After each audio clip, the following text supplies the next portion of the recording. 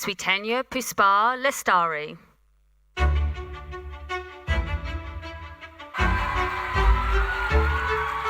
Good morning, everyone. Good morning, or in Bahasa Indonesia, we say Selamat Pagi. My name is Tenia, and I am an active scuba diver, and I lead an NGO called Divers Clean Action. This Obama Leaders Covenant has made me reflect so much on dreams, passions, collaborations, curiosity, and courage. These are values that captured my journey as a leader and are reflected in the values of the Obama Foundation also. It has made me remember the time when I was 9 years old. I used to live in one of the 17,000 small islands of Indonesia. The name of the island is Pramuka Island. It's located in the northern part of the capital city of Jakarta. I learned to scuba dive there and had the privilege to see all the wonderful, beautiful creatures such as colorful corals, sea turtles, dolphins, and even whale sharks. But year after year, I noticed that there was increasingly a lot of trash on the beach and underwater. Then, in 2015, I was 19 years old and studying in my third year of university. I had time to reflect on the lack of awareness about how much trash was in our oceans and also the lack of actions to prevent it. At the time, I couldn't find any organization that do cleanup regularly. So, two of my friends and I decided that we would take this on our own. Our first step was to build a community of volunteers who cared and wanted to take actions. It was only we 3 friends at first, but we cleaned up the oceans monthly. And this movement grew, first from only 3 to 10 people, and then to 100 people by the end of 2016. We realized that we needed to educate people living in the area, as this trash in the ocean was overwhelming to them. Most of the small islands do not have a proper waste management system, in part because the islands are shrinking. So we went door to door to educate people on what to do with their waste to make sure no more would go into our beloved ocean. Building on that passion and momentum, we also decided to empower those who live far away from the ocean, to remind them that we are all connected through collaboration. In 2016, we started the No Straw Movement campaign in partnership with the biggest fast food restaurants in Indonesia. We encouraged them to stop providing plastic straw. Now, I am happy to say that this movement has inspired other restaurants. Together, we reduced single-use plastic waste nationwide by 91%.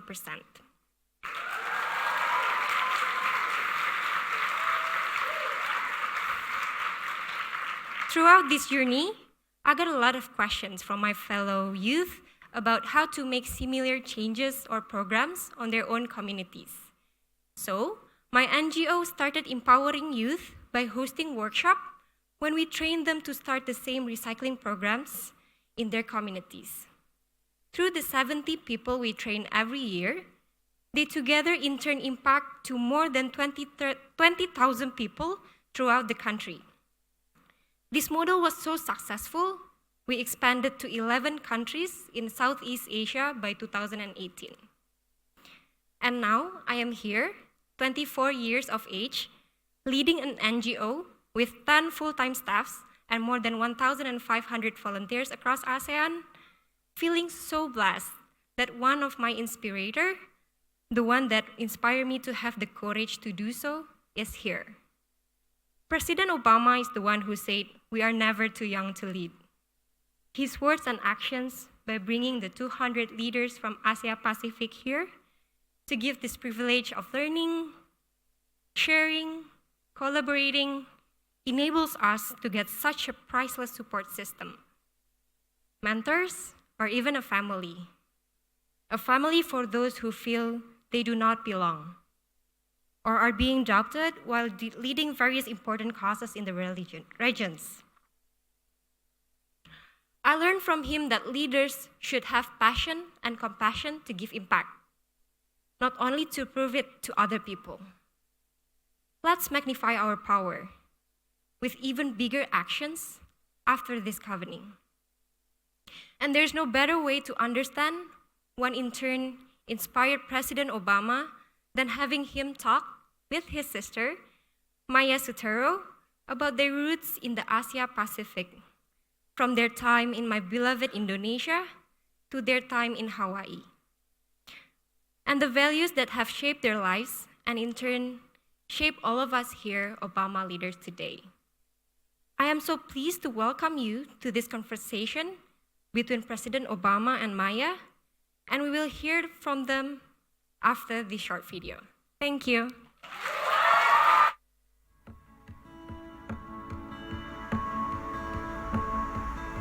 Barack and I had a lot of freedom growing up in Indonesia and Hawaii. We climbed summits and splashed in waterfalls. There was a lot of community gathering and nights spent under stars. Part of my DNA is the influence of all the Asian cultures. Obviously, the love of the land and the love of Hawaiian culture is in me, and I think representative of a lot of the cultures throughout the Pacific region.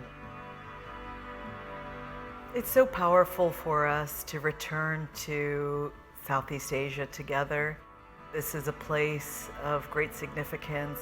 There is so much in the way of grassroots leadership and energy. You know, the intention of the foundation is to build the next generation of leaders in the United States and around the world.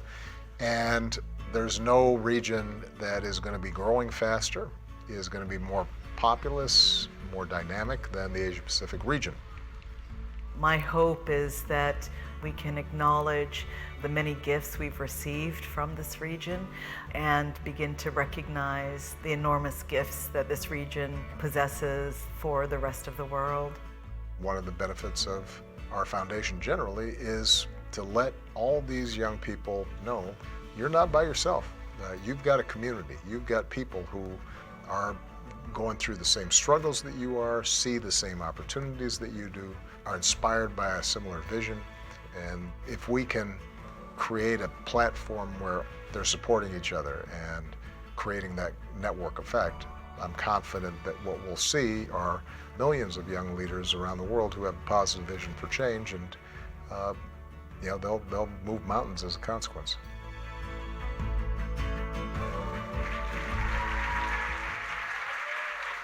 Please welcome Maya Soetoro and President Barack Obama.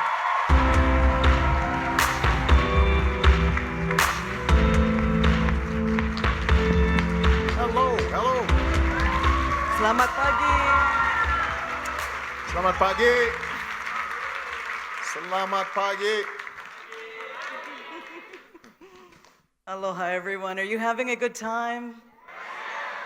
Fantastic. Well, it is so much fun to be here with you, my big brother. My baby sister, Maya. Can you tell us a little bit about growing up in Hawaii and Indonesia, and that probably informed your perspective and your view on life? What do you think? Absolutely. So, first of all, growing up in Hawaii means you're generally happy because the weather's good all the time. And you know, people always used to ask me, you know, you seem so calm, you seem so relaxed, you seem, you know, you don't get too stressed. It's like when it's 80 degrees and there's a beach, you feel good. So there is something, I know we've got some fellow islanders here. I do think that there is an island spirit that, you know, is important. I think there's a genuine sense of cooperation that arises out of the fact that you have limited land, limited resources. I think there's an appreciation of the land, and our dependence on it that probably informs how I saw environmental issues growing up. Pretty early on, even before you knew the word the environment, like if somebody threw trash out the window, you knew somebody was going to give you a hard time about that. And so I think that was important. Now, with respect to then moving to Indonesia, first of all, it opens your eyes to how big the world is. It gave me a sense of how people can struggle, because when I moved to Indonesia in 1967, Indonesia had just gone through political turmoil, and the country was still very underdeveloped. There was a lot of poverty. There was also a lot of wealth, and so you started to see how societies can give so much to some and so little to others. And that, I think, informed my views. At the time in Indonesia also, you didn't have a democracy, and so you got a sense of people sometimes being worried about expressing themselves. And so there were some lessons that I learned even as a young person. Even I might not have been able to articulate them like a political scientist, but I knew, okay, this isn't always fair. And even in our own family, so my mother had remarried Maya's father, who was Indonesian. He had a large family. 11 kids? 10. Well, I think because one died, didn't they? Right. So, along that spectrum, there was one who was one of the most successful people in the country, and then there was an uncle who wasn't so successful, and I think took our silverware one time.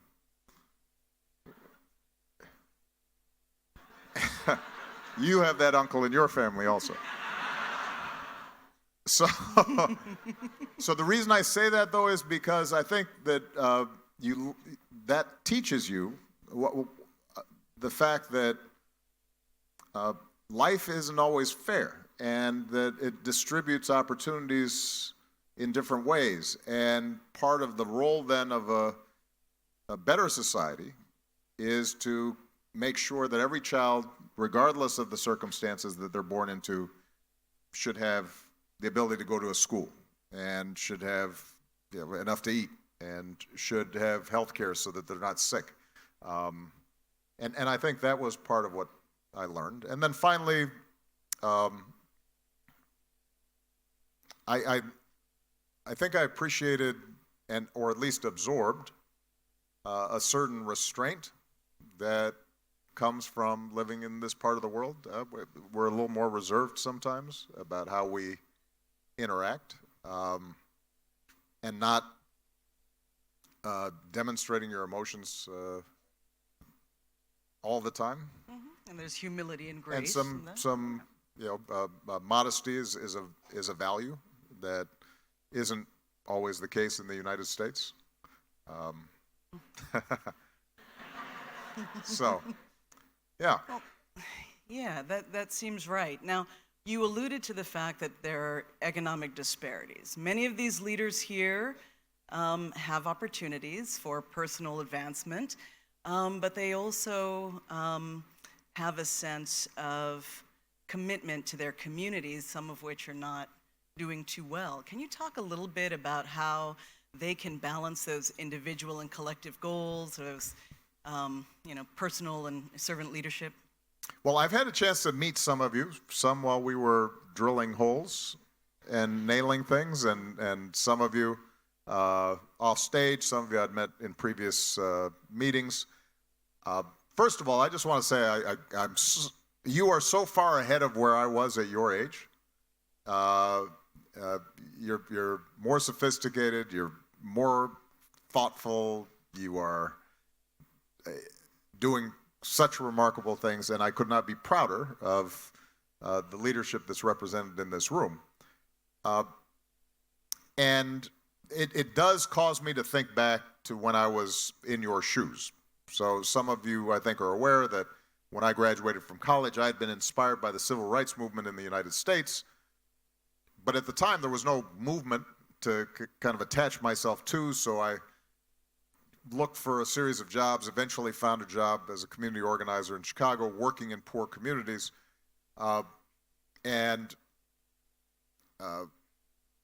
It wasn't the natural career path, so most of my classmates from college, they had gone on to graduate school, and some of them were working on Wall Street, and they could explain to their parents what they were doing in a way I couldn't. And I didn't have a actual bed in my apartment because it wasn't paid enough. The apartment was too small.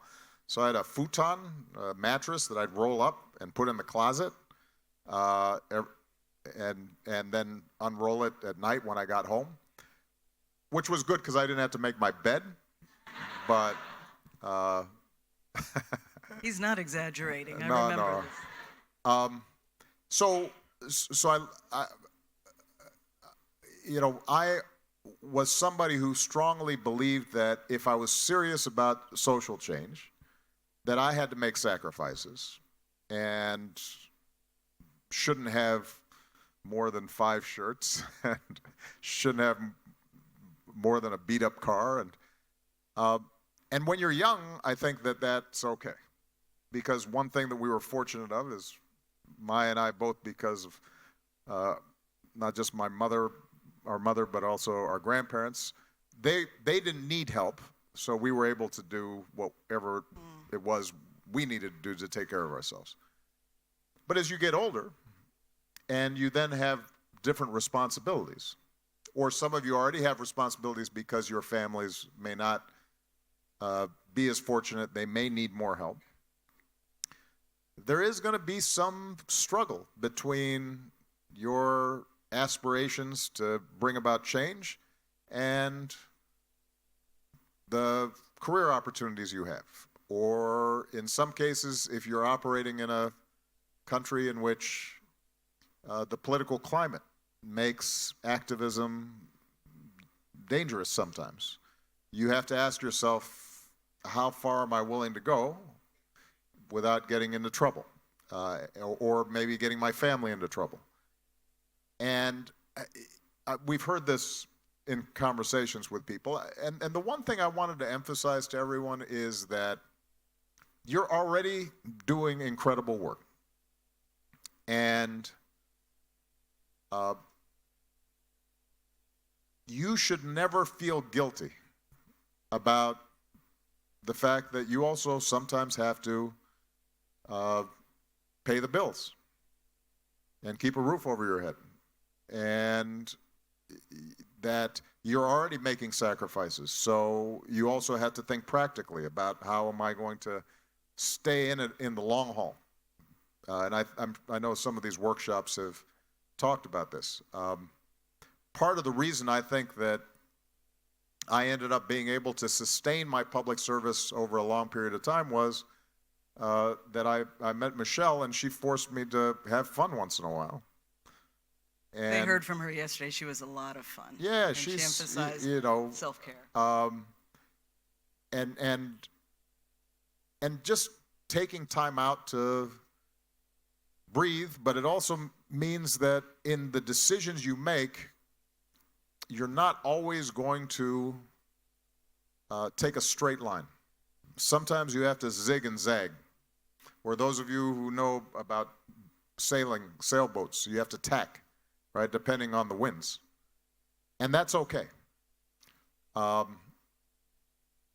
was talking to Fonzie a while back. I hope he's around there. He's around here somewhere, from the Philippines. Amazing young doctor doing work in a rural area, and his area just got hit by a typhoon. He was feeling kind of bad about coming here to this week, even though he has not left the country this entire time because he's been working full-time providing care to people. his boss apparently gave him some good advice, which is, you need some time off, buddy, and that's okay. But I also think it's important to recognize that there will be times where you get an opportunity that maybe takes you out of your community for a certain period of time. There was a young woman from Micronesia who is rising up in leadership, and it's really exciting what she's been doing, but she's been working at a grassroots level. And now her government's saying, we need you to be the voice for us somewhere else, and she's worried about that transition. You're not compromising yourself to be that voice as long as you remember what your roots are. And the main point I want to make is that each of us are going to have a different path that we travel. There are going to be times where you're right on the front lines and you are taking great risks and you're making great sacrifices. And then there are going to be times where strategically you need to pull back and you need to consolidate and figure things out. And maybe you have a family emergency, or you've just started a family and you need to think more about finances. And that's okay, right? The question is whether you're going to be staying on the general path that your values tell you need to go. And if you maintain your general trajectory, then you shouldn't feel as if somehow you've lost your way. Because this is a long journey. This is not something, none of the things any of you are trying to accomplish, you're going to accomplish in the next week, or the next month, or the next year. And that means you've got to have staying power, and be comfortable with the fact that there are going to be times where you have to take a pause and consolidate what you've done and then move forward again. Sound advice. You will listen, yes? And look after yourselves. I think of you as having a lot of cultural flexibility, which you inherited in part from our mother, who connected with people from far away who were very different from the people with whom she grew up. I wanted to talk to you a little bit about, the fact that I think that this comes in part from your respect for diversity, but also the presence in your mind and in your work of sort of core universal values, which are also emphasized in the Obama Foundation. Is it really possible to find core universal values given the diversity of this region and the political differences? And how can these young leaders really use diversity as a strength as opposed to being worried about or having diversity impact cultural, religious, and ethnic conflicts? Well, look, we live at a time where there's a big contest of ideas around the globe between people who see the world as there's us and there's them, whatever the them is, and those who, I think, like you and I believe a lot of people here, recognize we have differences of culture and experience and history, and that is important to recognize and preserve and honor, but that ultimately we have more in common than we have things that divide us.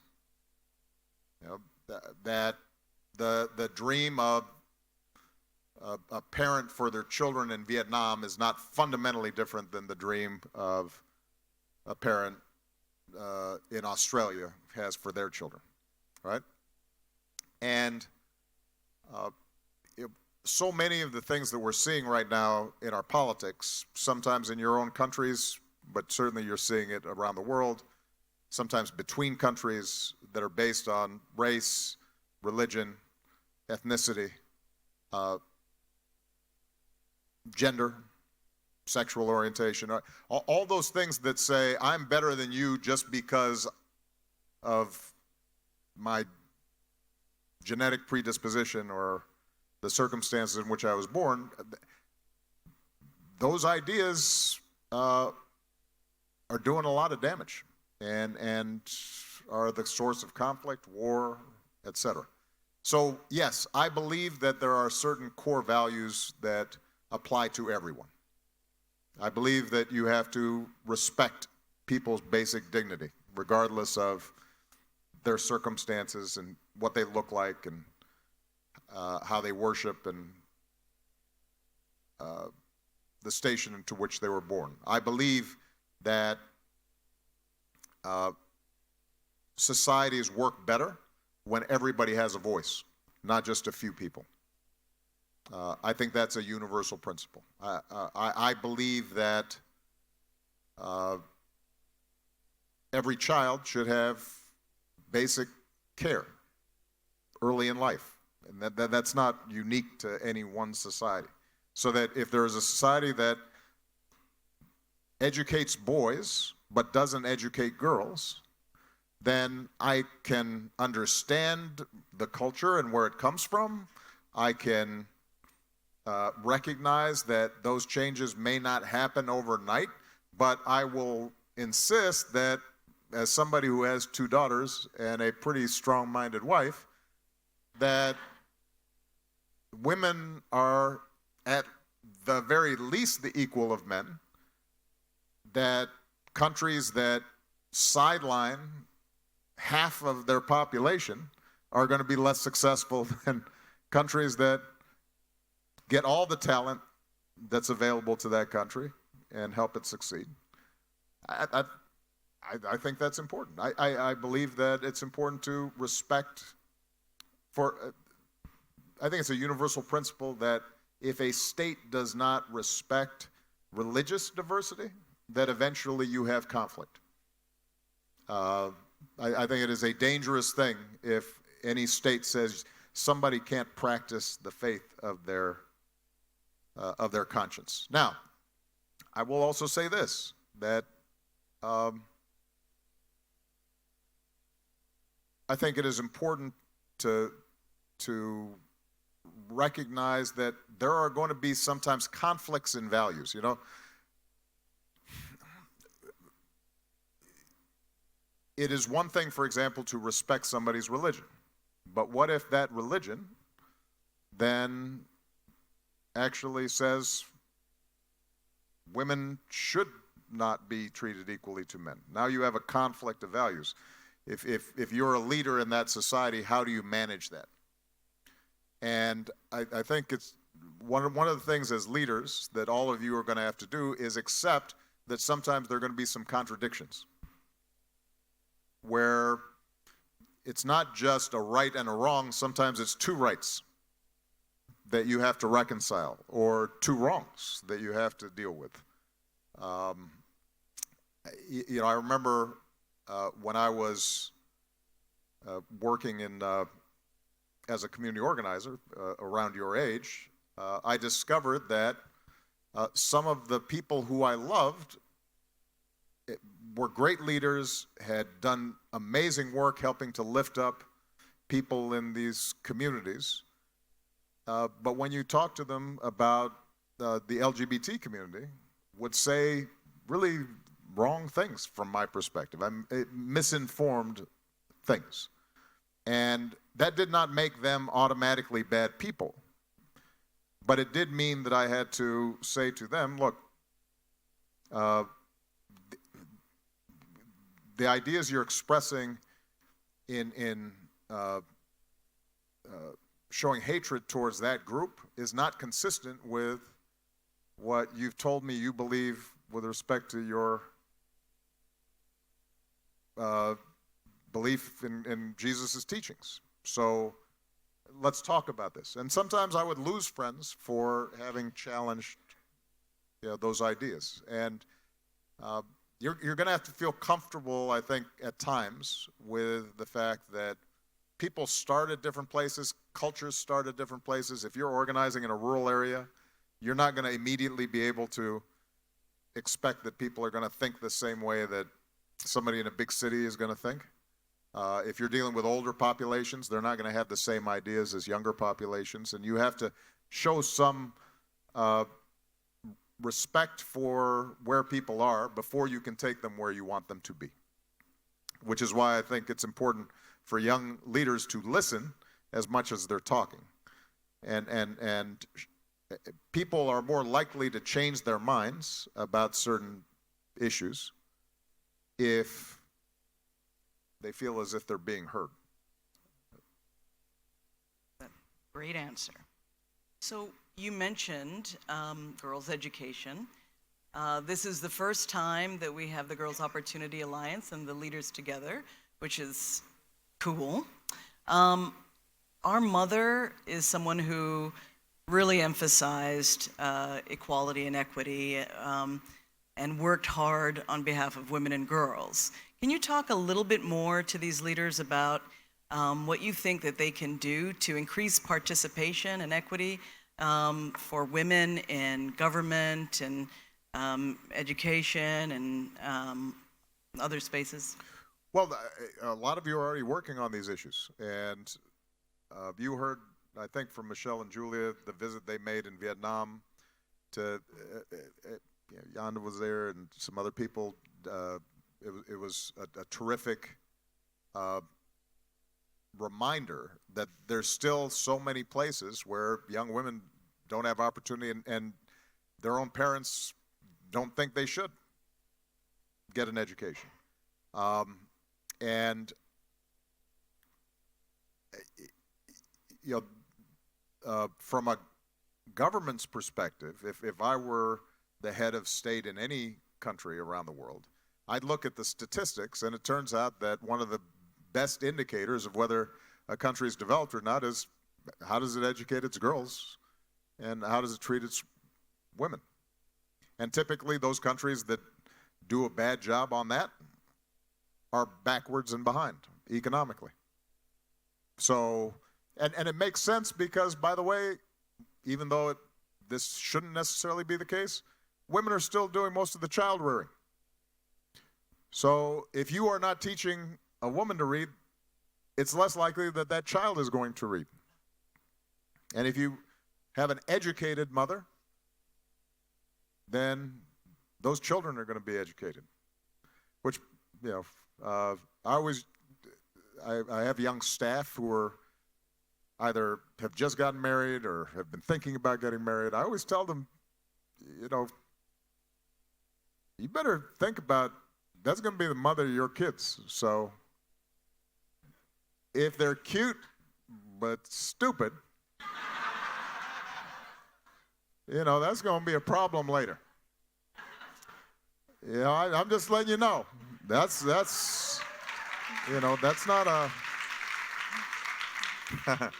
that's not a good trade-off. I'm sure none of your staff are interested in cute but stupid women, are they?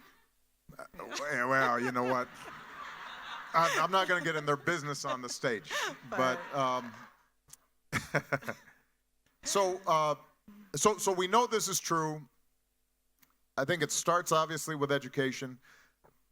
For the young women leaders who are in the audience, though, even if you've had a great education, even if you've had some good role models, something Michelle talks about is that there are probably still some internal things that you're dealing with that you have to overcome. Because the culture is a powerful thing, and it's transmitting a bunch of messages even when you don't know you're getting it. So when I was in the White House, for example, I started noticing about 6 months in that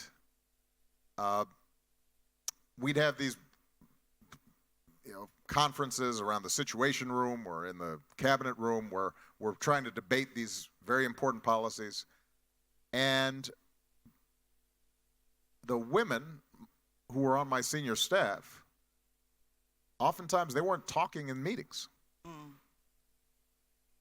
And I knew they actually knew more than the men. But the men, they'd be like, well, Mr. President, you know, and they'd just have all their opinions. And the women would just sit there. And so after a while, I would have to call. I'd have to say, you know, Christy, what do you think about that? Or Melanie, you worked on this issue. What's your perspective? And then when they spoke, they had, amazing insights.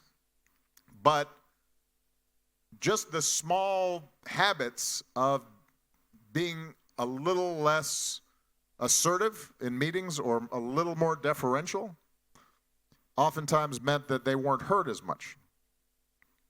And in fact, we joke about this sometimes.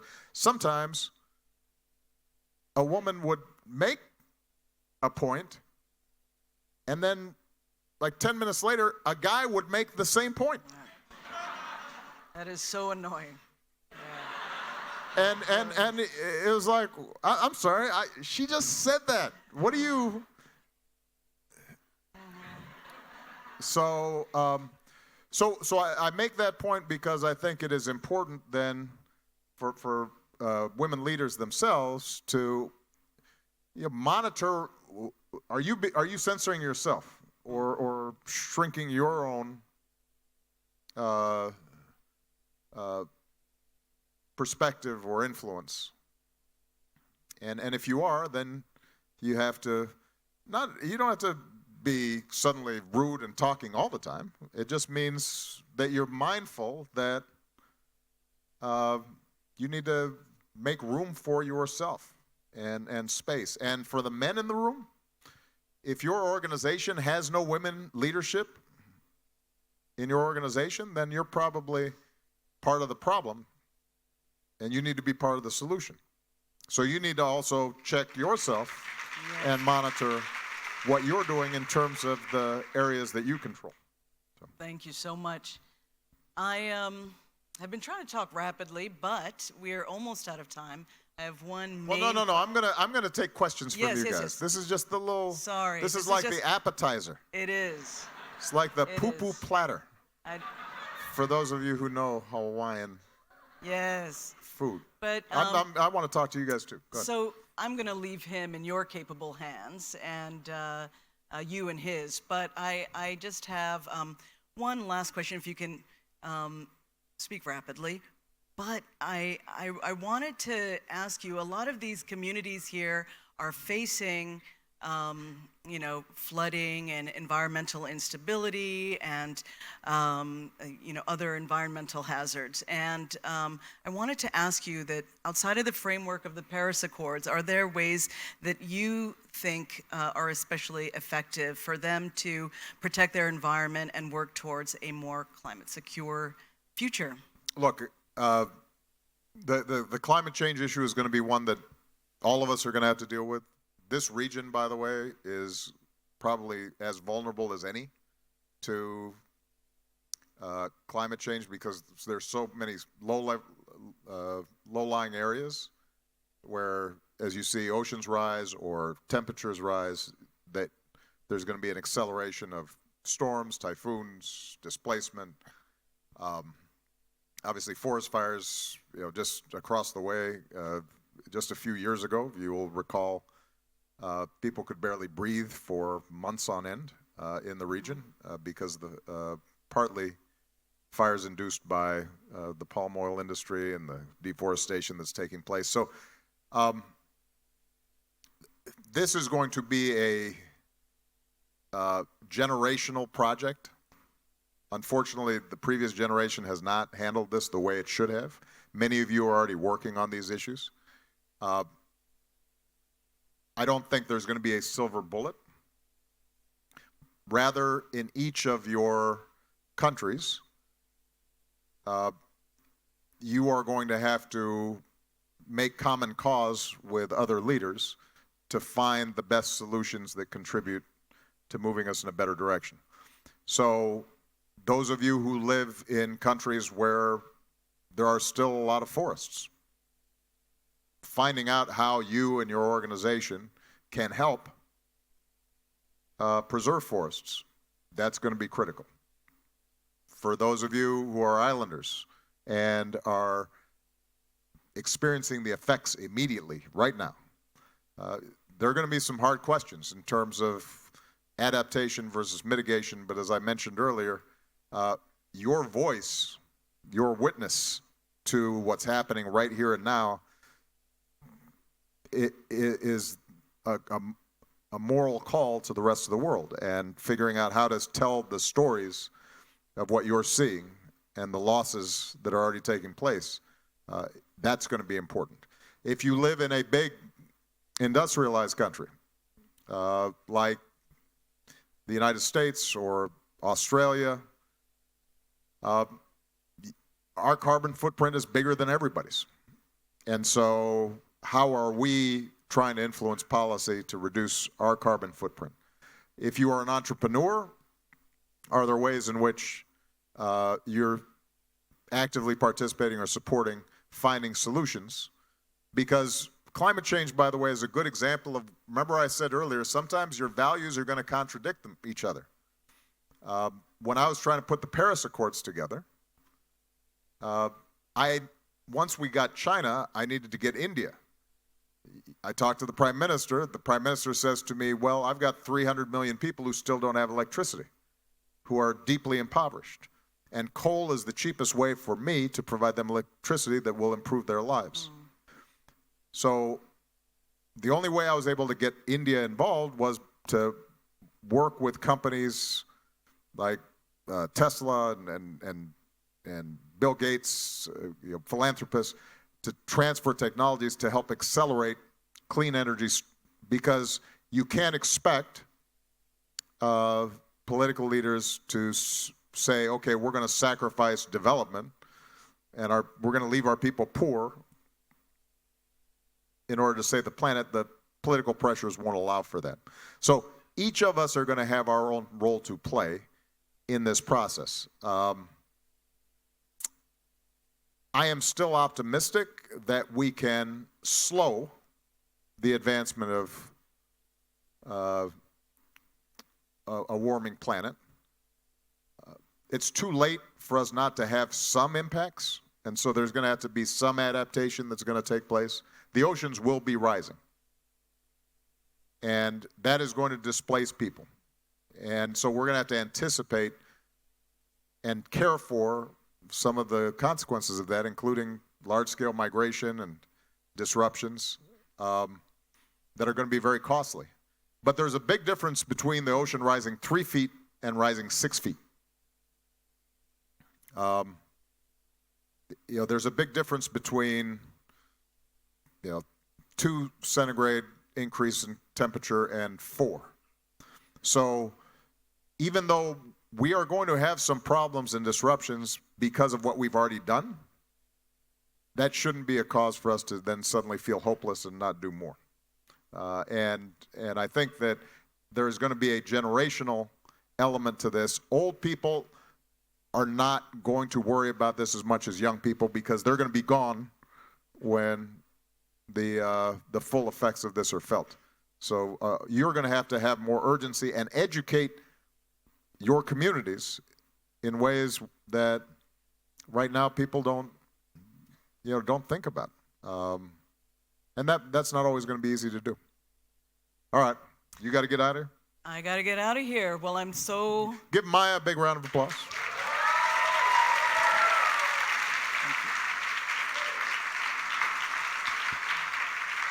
Terima kasih. Sama-sama.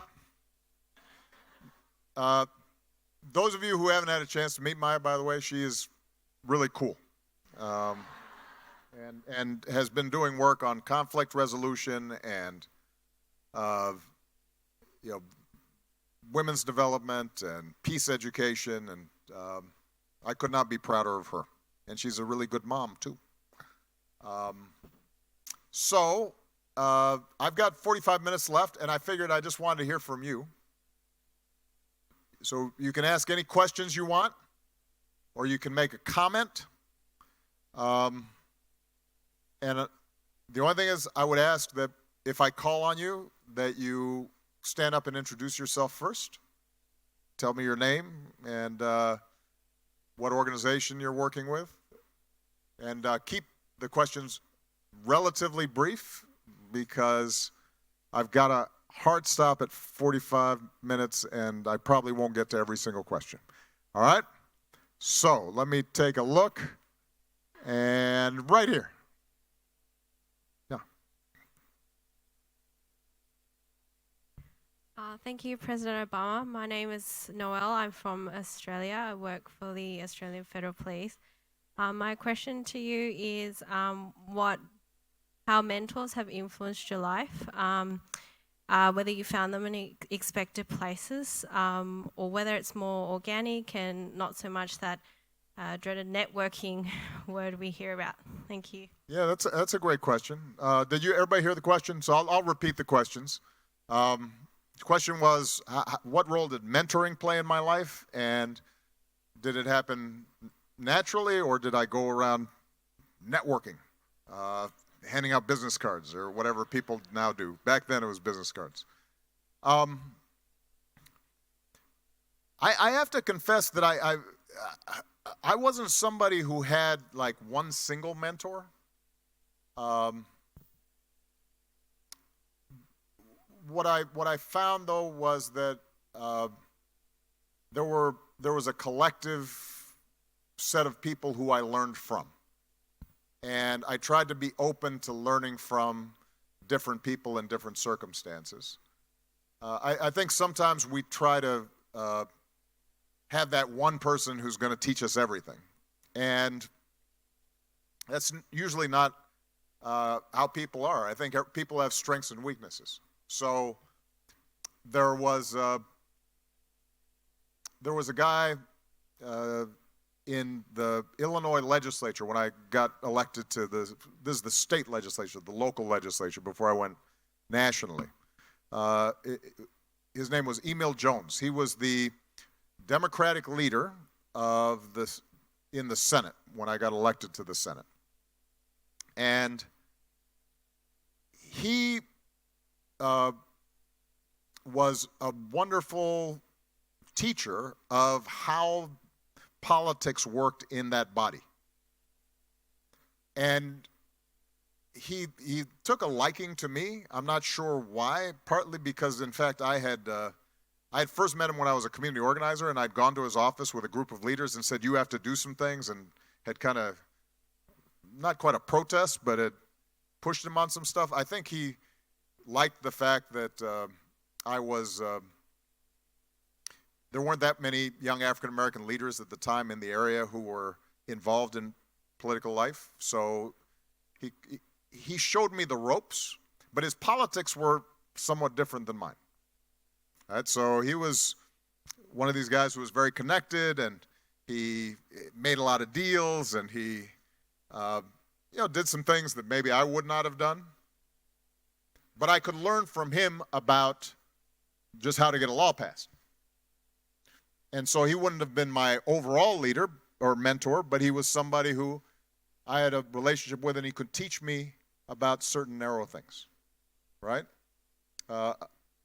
And in the same way that, I've had teachers in my life, professors, who sparked my interest in an understanding in a subject, but maybe didn't teach me much about how I should be a good husband, for example. I've got to learn that from somebody else, right?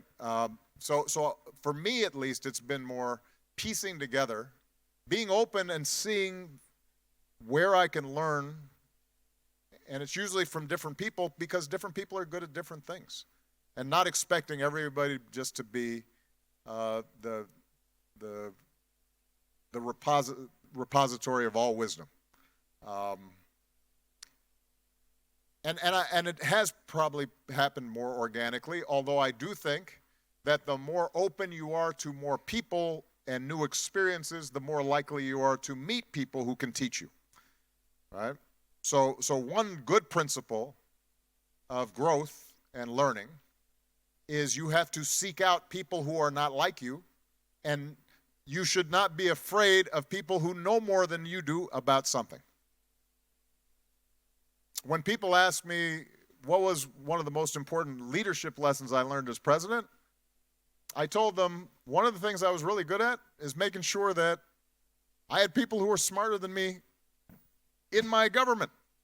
And I wasn't threatened by that because My job was to make sure that I put the smartest possible people who knew more than me about various subjects in positions where they could do the best good, and to make sure that I was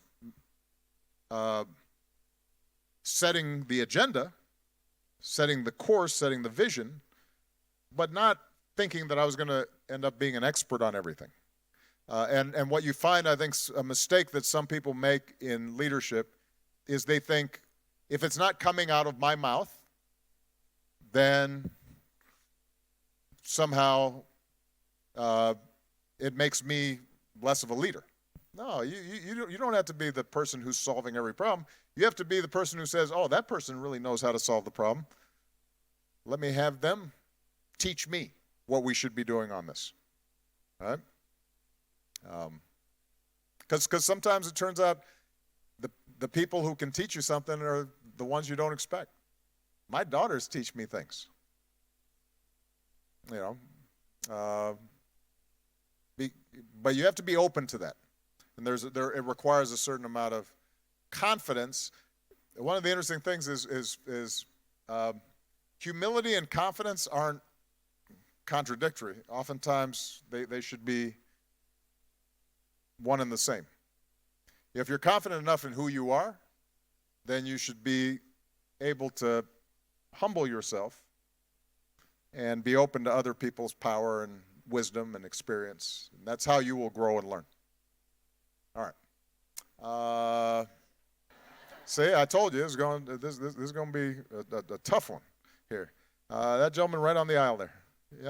Yeah, no, a little further up, right there, yeah. Sorry. Hi, President Obama, thank you. Speak up a little bit. Sorry, shaking. My name is, sorry guys. My name is Adi Pradana. I work for an environmental think tank in Indonesia. Thank you so much for being here and giving us space for all 200 leaders here to connect. And thank you, Maya, for asking about the climate crisis issues. That's something I also work on. So my question is, so for the people who works in the climate crisis issues, it feels like we're hitting a wall. It feels like we're losing a battle. And we just shared this yesterday. And my question to you is, what advice would you give to leaders who feels that they're losing the battle, who feels that there's no light in the end of the tunnel? Thank you. Well, I'd say a couple of things. Number one is we have gone through, in human history, really bad times. Every country that you are from has history that is painful, even recent history that is painful. And I think that should be useful in giving you some sense of perspective. You know, I've often said to groups where that I meet with, particularly young people, I say, if you could choose any moment in history in which to be born and you didn't know ahead of time who you were, so you didn't know what country you were from, what gender you were, what religion, what your circumstances, were you rich, poor, you just had to kind of choose, all right, I'm the average person. When am I going to be born? Anytime in human history, you choose right now. Because the truth is the world's never been, and this sounds crazy because of all the problems that we have, but the world, truthfully, has never been as well educated, as wealthy, as healthy, as tolerant. It's probably less violent than it's ever been. I mean, it's hard to remember the degrees of violence that have happened just in your parents' lifetimes, much less your grandparents' lifetimes, much less in the course of human history. I mean, You know, we've got a strong Mongolian contingent here, right? You know, the Mongolian president, when I was president, a wonderful guy, gave me a small book about Genghis Khan. Yeah. Now, Genghis Khan, you know, he ruled pretty much half the world.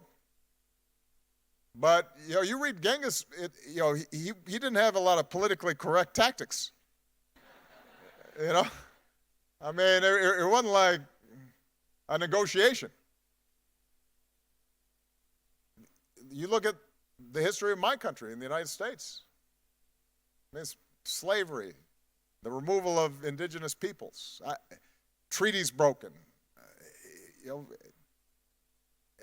and so all of us in our recent history, terrible things have happened, and yet people overcame, worked through it, struggled, persevered, and created over time better and better and better circumstances. And then sometimes you'd go backwards and then you'd go forwards again, right? The same thing that's true in our own lives is true for societies and is true for the planet as a whole, and that is, yeah, we take 2 steps forward, we take 1 step back, sometimes it's 1 step forward and 2 steps back, but the trajectory has been positive. And the best we can then do is just do our work and try to advance it as best we can, understanding that we will not finish the job. We essentially run the race, we carry the baton, then we pass it to the next runner, and the next runner goes, and they have to carry it forward. And I think it's important when you're young to feel a sense of urgency, but also to understand that's going to be, you have to feel comfortable with the fact that you're not going to solve a problem like climate change by yourself, on your own, maybe not in your lifetime. I was the president of the United States, which, you know, you can debate, is that the most powerful person on earth? Is it, you know, top 10? You know, you're, you know, I had some clout, some juice. I cared about this issue deeply. We got a Paris Accord done. The first international framework to solve this problem over time. Even at the height of my optimism, finally getting it done, we finally signed it and everybody's celebrating, I knew that the standards that had been set by each country weren't sufficient. But I took satisfaction knowing that just by setting up the mechanism, we had created the ability to, over time, turn up the standards, turn up the demands, send a signal to businesses so that they started investing in more clean energy because they saw change coming. If I had just looked at the science at the moment I signed the Paris Accords, I would have still been despairing because it wasn't enough. But I understood, okay, we've advanced the cause, and now we're going to have to take the next step. And that's how change is going to happen. And it's not just true for climate change. If you're concerned about poverty in your country's not going to be, you know, not poor overnight. If you're concerned about women's equality, women won't be equal in every society overnight. If you're concerned about disability rights or, anti-corruption or whatever it is, you will have more setbacks and times when you feel as if you're not making progress than those big highs when you have this big success. You just keep on going. And that's why I say you've got to be in it for the long haul and be practical in understanding where can we take some wins. Because one of the biggest dangers that happens, I saw this in my own staff when I was in the White House, sometimes people felt if we didn't get 100% of what we wanted, why bother? And they'd get very frustrated and they'd say, we can't compromise on this. We've got to get 100%. And the problem is that very rarely do you get 100% of what you want because the world's too complicated. There are too many countervailing forces. So I used to say to my staff, I said, will this make things better? And if they said yes, then I'd say, okay, let's do it. Because better is good. Most of the time, the way the world's gotten to where we are now is small incremental victories, not big sweeping victories all at once. Right? It's been the steady application of effort, innovation, new ideas, tested out, worked on a local level. A few people are helped. The ideas spread. Every once in a while, you'll get a big jump forward. But the civil rights movement in the United States, everybody thinks that somehow there was Rosa Parks, and then King made a speech, and then that was it, and we signed a law. I mean, people, even setting aside slavery and the Civil War, people had been working for decades, filing lawsuits, and they had trained Rosa Parks so that when the time came, she knew she should be sitting in the bus, and there were lawyers already prepared with the case to test it out. And right, I mean, that was the work of generations, and it's still not complete. So you can't be discouraged. You should take a day off if you feel too discouraged. Right? Relax. All right, let's see. I know this is so difficult. So many important faces here. Young lady back there who's almost standing up because that's you, yeah. Because you were like, Hi, Mr. President. My name is Aisha. I'm from Malaysia. I would like to ask you a question. When was the last time you had an ego check? And can you please share it with us, the story about it? Thank you. Ego checks. I get one every day. I mean, what, didn't Michelle say she wanted to push me out a window? I mean, and let me tell you something. I've been up here defending the women, but guys, I just want you to know, if I had said that, man, I would have been in so much trouble. Look, the truth is that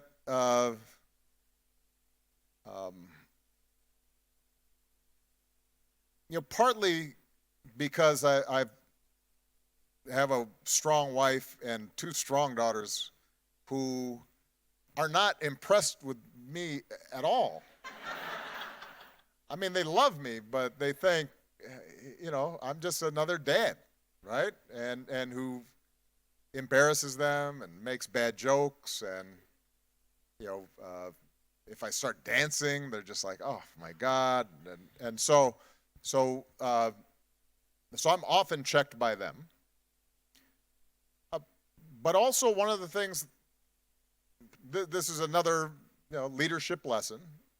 I was good at surrounding myself with people who were willing to tell me when I was wrong, or to question my assumptions, or to say that I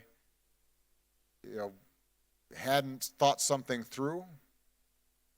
And if you don't have people in your organizations, your associates, who you respect enough that they will tell you when they disagree with you, then you are doing yourself a disservice.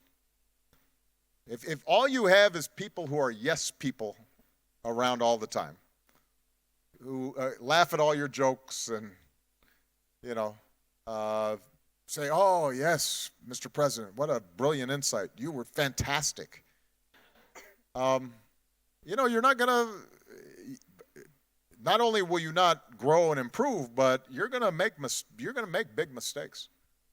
So, so that goes with what I was saying earlier about combining confidence with humility, right? You have to be confident enough to know that you don't know everything and you are going to make mistakes, and you have to have people around you who don't feel like they're going to lose their job if they tell you the truth, right?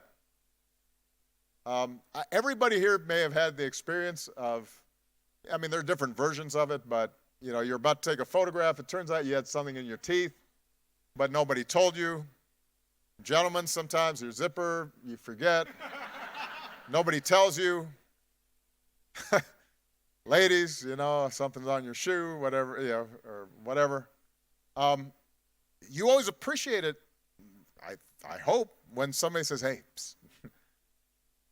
Right?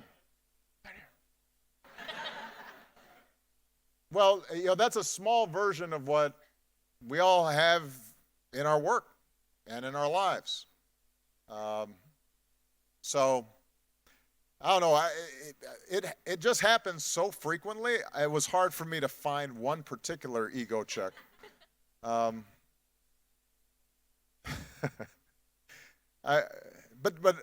you know, the good news is that when you have a partner like Michelle who checks your ego, you also know that when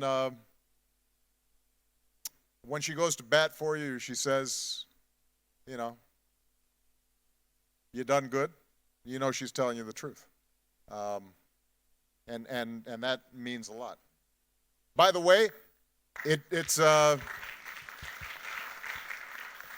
is important to note, though, that it is not a two-way street.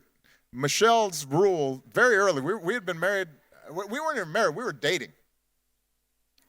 And she would like tease me all the time about my ears and my, you know, my bad car, and, you know, how I walk too slow and I talk too slow, and she's teasing me all the time. And one time I teased her about something, I don't even know what it was. She got all, she wasn't talking to me. It's very lonely.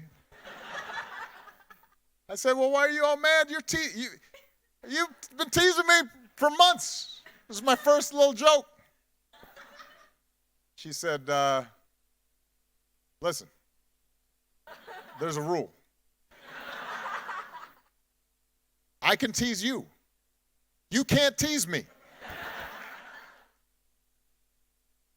And we've been living by that rule for like 27 years. That's the rule. So it's okay. I don't mind. All right. Let's see. Man, it's so many interesting people. Young guy in the white shirt there, right there. Yeah. Thank you, President Obama. My name is Tim. I'm from Australia. And when you were in office, you mentioned a few times that you really tried hard to be home for family dinners and for moments with your children. And it's a question that often gets thrown at women and at mums. Right. But I want to put it to you. It's something we've been discussing a fair bit in our community groups. How you manage to balance being arguably one of the 10 most powerful people in the world and raising a family. How you balanced the idea that you wanted to change the world, like a lot of us here, as well as just enjoy time with people you loved? Well, look, it's a great question. I think we all have to deal with it.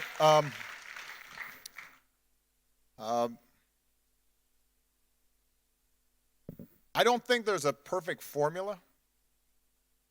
I think it starts, though, with recognizing that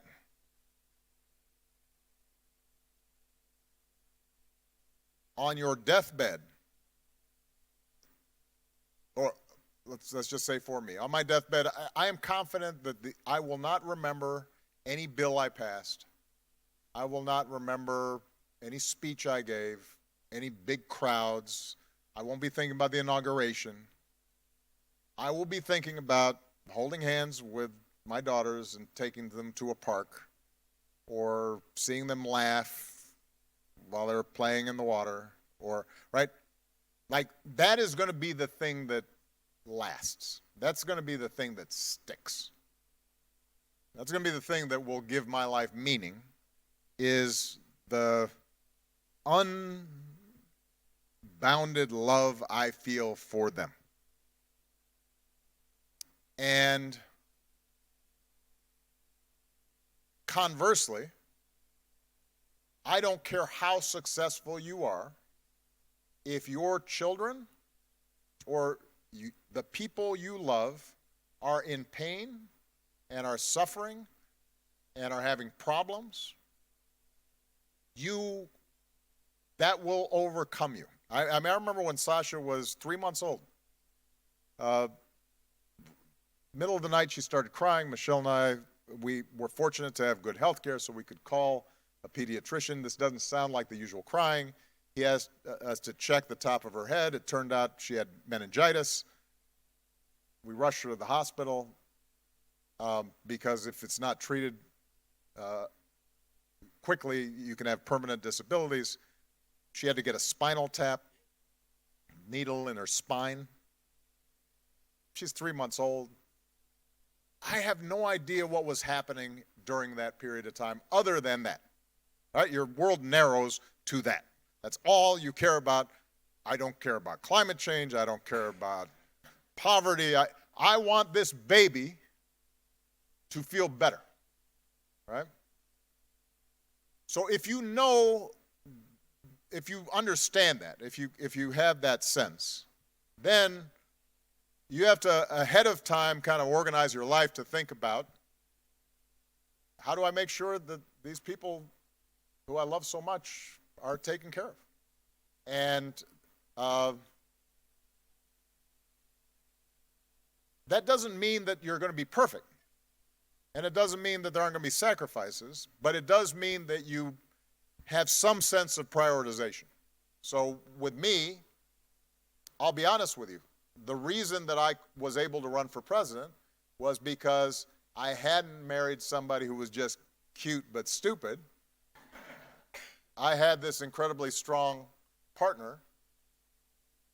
As much as I was going to miss them during the 2 years I was running for president, I had confidence that they were going to be okay, partly because they were in a community, right? My mother-in-law, Michelle had all these friends and neighbors and people who could support and make sure that those kids were going to be fine during those periods of time that I was gone. Now, I felt an enormous loss, but I knew that there wasn't going to be a permanent impact on them, partly because they were so young. One of the reasons we decided I'd run for president that early was, frankly, because we thought it'd be easier for them to make an adjustment at that age than if, they'd been teenagers and then your dad's really embarrassing you, being on TV all the time, saying stupid things. So I think that's part of it. Part of it is recognizing that it goes back to what I was saying earlier with Maya. There will be phases in your life where you have to prioritize different things. There are times where it will be okay for you to just throw yourself into work because everything's in a pretty good place. There are going to be times where you have to maybe make some sacrifices on the work side because things aren't all okay at home, right? If your child's having some emotional issues that have to be dealt with, you might have to say, you know what, I can't go to this conference or do this project right now. I have to take care of this, right? And I do think you're right that generally men feel more comfortable not even giving that thought. I think that those arrangements are increasingly going to change as women say, I've got ambitions too. and I've got work I've got to do. And so, you know, there's got to be some trade-offs for both parties, not just one party. But at the end of the day,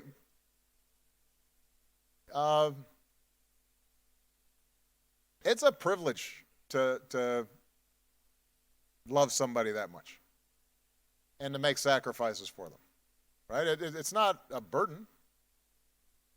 It's a great gift, and you just have to figure out how to manage it in a way that. And last thing I will say, this applies maybe more to modern societies, big cities, etc. Michelle and I always joke, like when we were kids, like our parents didn't pay that much attention to us all the time. You know what I mean? And I do think that part of this may not be as true, but certainly in the United States, probably in places like Australia, you know, there's this parenting that is like, I've got to handle everything and schedule everything for my child, and if they don't get into the right school, or if they don't get the best grade or something, that I'm somehow failing as a parent. Like the child, instead of just being a child, becomes like a project, right? And there's just like this, you know, that's not good either, right? That's not what kids need. They need some space. So you shouldn't feel like you've just got to be with them every minute, or else you're a bad dad. There'll come a point where they don't want to really see you anyway. So you know, but they've got to have room, and that is part of what you should understand. So, all right, next, let's see. I've just got to keep on going here. Look down here. That's cheating. Okay, I'm going to look down here right next to you over here. That's a fellow Islander. Oh. No, you got your girlfriend, called on. That's good. Half a day, President Obama. My name is Sheila Jack Babauta. I'm from the Mariana Islands. Mm-hmm. My question for you is regarding the military presence in the Pacific Islands. With the relocation of troops from Okinawa to Guam, there is major impact to come for the Mariana Islands, and it is very serious. Although we are a very patriotic community with one of the highest per capita of enlisted servicemen and women, we have died and fought in U.S. wars. We also value our culture, our community, and our natural resources, but we feel like we're at the table with Goliath. How does one prepare to negotiate and encourage Goliath to come to the table where we can foster cooperation and coexistence to support national security while preserving our culture and conserving our natural resources? Yeah. Well, it's a great question. You know, it's a great question. You know, since I'm no longer commander-in-chief, I can't just say, "Come on, let's go talk." And I'm now out of date in terms of all the processes and procedures that are taking place. What I think is true, and this is not unique to the United States, I think this is true for a lot of countries that have a large military infrastructure, is that the military often is not as mindful as it needs to be about its impacts on the surrounding community. Look, in Hawaii, you know, we still have a whole set of issues around the military presence and training, and how does that affect surrounding communities. A general rule when dealing with organizations or institutions that are bigger and more powerful than you is you've got to bring attention to the issue so that you get allies, right? I think the average person in the United States is not aware of some of the impacts that base relocations may have on local communities. So one of your first jobs is to raise awareness. And hopefully some of the tools that you've been learning in these workshops have taught you how to do that. If not, then we'll get some stuff online. But the power of the underdog in society, first and foremost, is to be able to mobilize public opinion. Since you don't have the ability to just impose your will on someone, you have to get allies, right? I mean, that's what happened in the civil rights movement. Right? You had TV cameras showing people with dogs and fire hoses directed at peaceful marchers, which started changing attitudes, which in turn led the federal government to start taking different steps. I think as you are raising awareness, I think it's important also, and again, I assume that some of this has been covered in some of our workshops. If not, we got to get it online. You have to know what it is that you want and what's realistic. And you also have to make sure that your own group, you've worked out your differences in terms of what you want. Because my suspicion would be that even among islanders, there are some different views. Some people would say, oh, come on, because we think there's going to be more business, or there's going to be more economic development, or what have you. And there are others who say, we don't want this. And if you have those divisions and your agenda is unclear, then it will be harder for you to be able, in a unified voice, to project and tell a story that gives you some allies and gives you leverage. So your primary tool is going to be initially to raise awareness, but that means you also have to have done some work internally so that you know both what your basic stand is there, and by the way, when I say unity, it doesn't mean you're going to get 100%. There's always going to be somebody who's hustling somewhere. But it does mean if you've got your basic group agreeing to a basic set of demands, you have to know what those are going into it, and they have to probably be realistic enough that they're achievable, right? Because if you just say no to everything, but even by the way you presented yourself just now, I can tell that you've been thinking about this. So hopefully that gives you a little bit of guidance or encouragement. All right, I've got a hard stop in 5 minutes because I've got to get to Singapore, and apparently the airport is only giving us a little window. So I'm going to try to be quicker.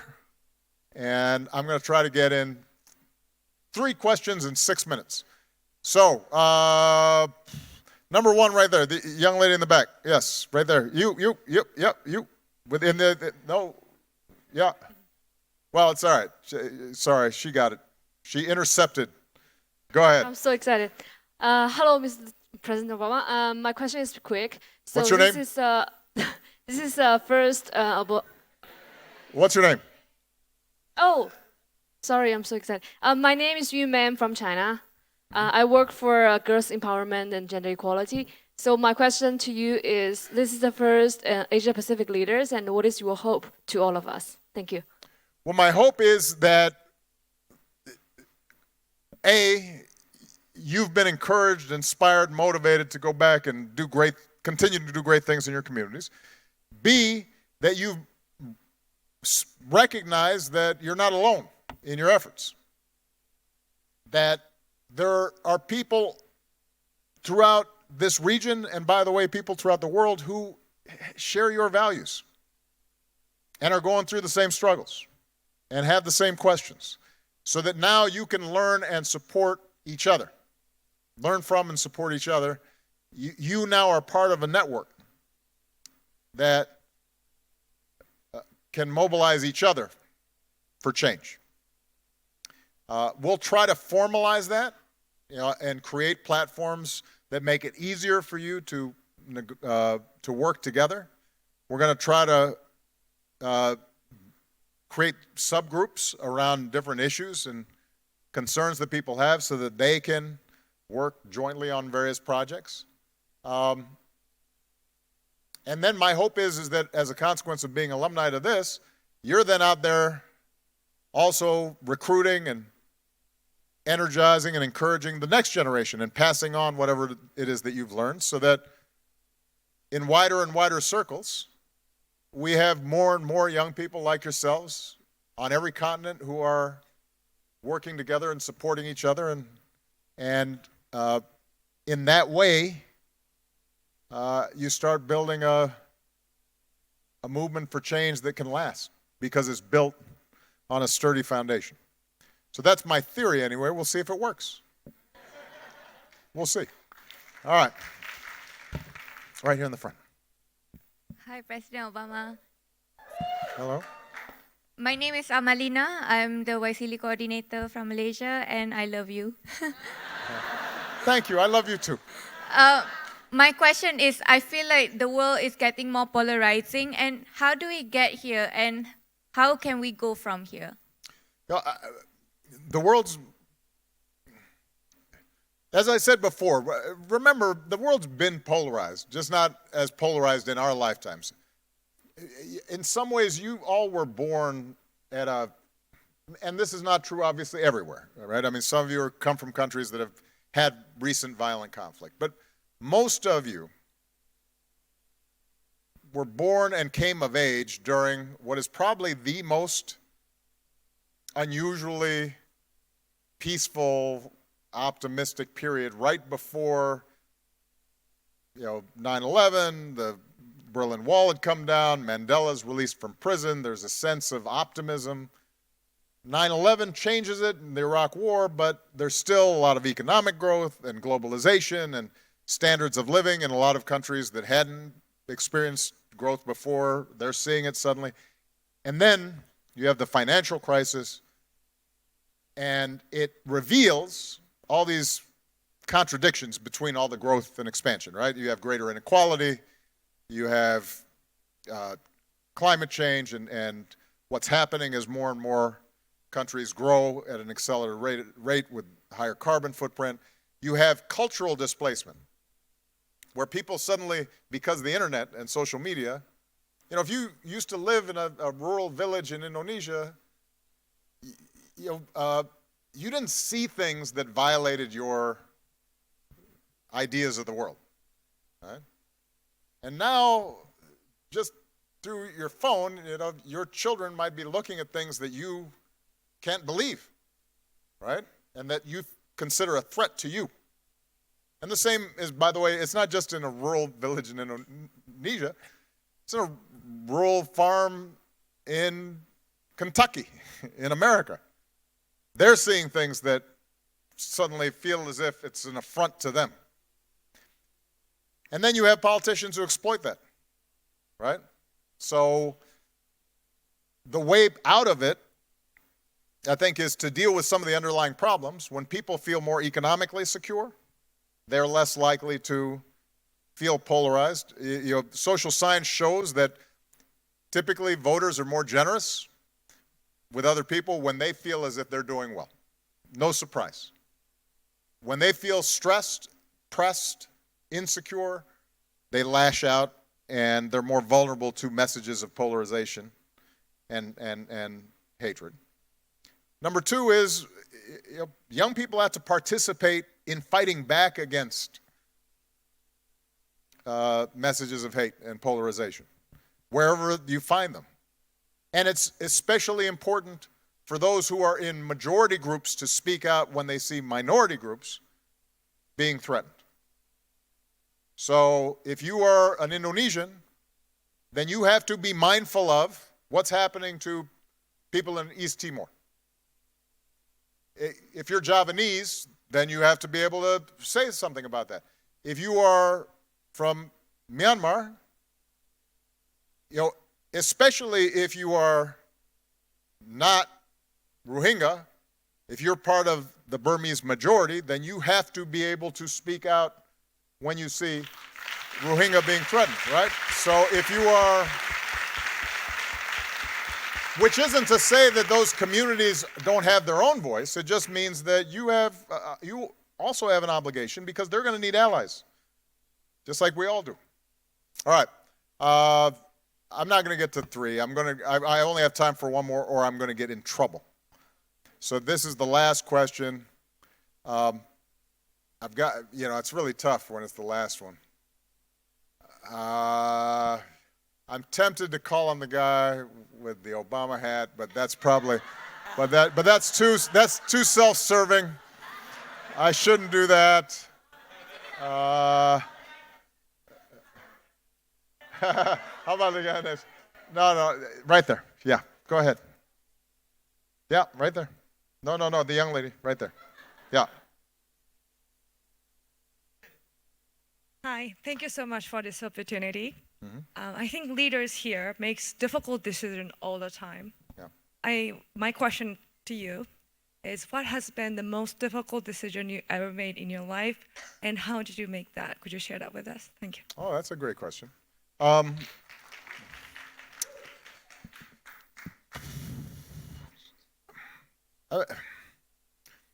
Look, I would distinguish between the most difficult question and the most important questions. Right? I already told you what the most important question or decision I had to make was who to marry, but that wasn't that hard. I will tell you, I think probably as difficult a question as I had to answer was whether I should run for president. We had a young family. I had taken Michelle through a series of races. I had lost one, I had won one. We had just kind of stabilized financially because my book started selling after I was elected to the Senate and I spoke at the Democratic Convention. It was a good time for everybody to catch our breath. The girls were happy. We were in a new house. Frankly, there were some other strong candidates. It wasn't as if I had to run in order for necessarily Democrats to be successful.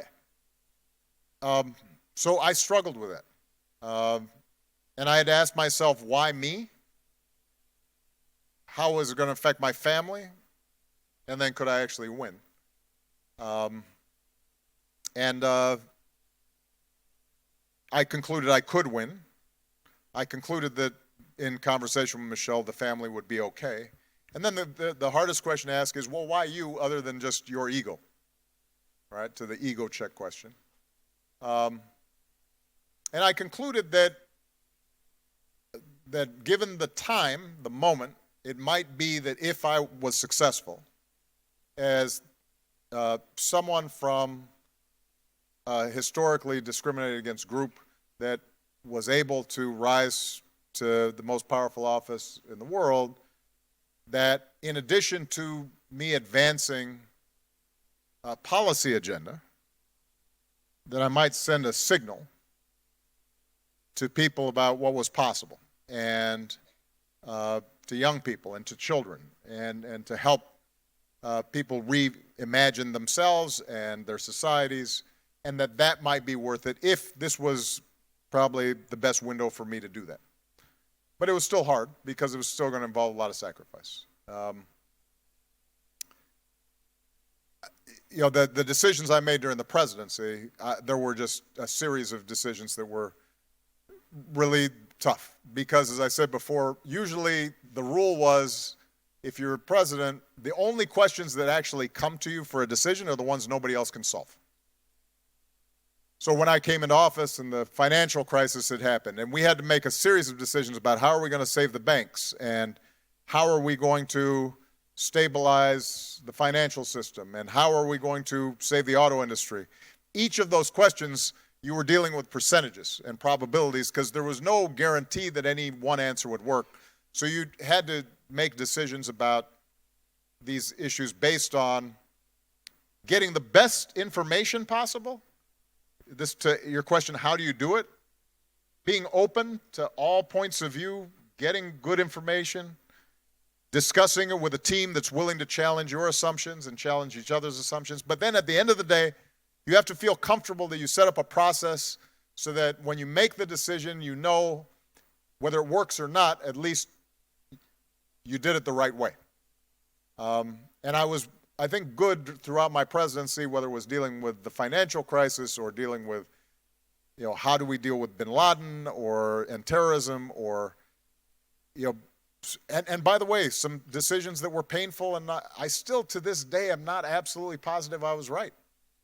Like my decision not to launch another military intervention to stop the bloodshed in Syria is an example of just a hard question. We had been involved in the Middle East in some war for over a decade by that point. And I didn't think that us intervening again and occupying again another Muslim country in the Middle East was going to lead to a better outcome. And yet, there were children who were being slaughtered. And you had a government that didn't care about displacing millions of people. And the question, what responsibility did we have for that? To this day, I can't tell you for certain the decisions I made were around that issue were the optimal ones. All I can say is that I set up a process that I believed in, where I asked all the hard questions and was willing to face hard truths and look at the data and the information. And that's, I guess, is a good place to conclude just by saying this. Because it goes to a lot of the questions earlier about how do you not be discouraged, and how do you deal with when you feel like you're dealing with Goliath, and how do you find balance? And you're young to all these questions. If you set up a way of being in the world and interacting with the world in which you are honest and truthful, not just with others, but with yourself, if you're willing to ask yourself hard questions and to challenge your own assumptions, and if you're willing to continually say to yourself, okay, I say I believe this, but is this what I'm actually doing? Is this what I actually believe? Am I living up to my ideals? If you're doing that and you're trying and you're working hard and you get up when you make mistakes and you sustain effort, and you also forgive yourself when you make mistakes, or sometimes when you're just tired and you've got to take a break, and if you're surrounded by people who are honest with you and support you and share those values, then you should just rejoice in this opportunity to change the world. It's a great privilege to be alive and have the possibility of helping somebody or making things a little bit better. And I have so much confidence that if you just stay with it, even if you sometimes can't see it, you will have made things better. All right? So I'll see you out there, everybody. Love you. Thank you. Stay with it.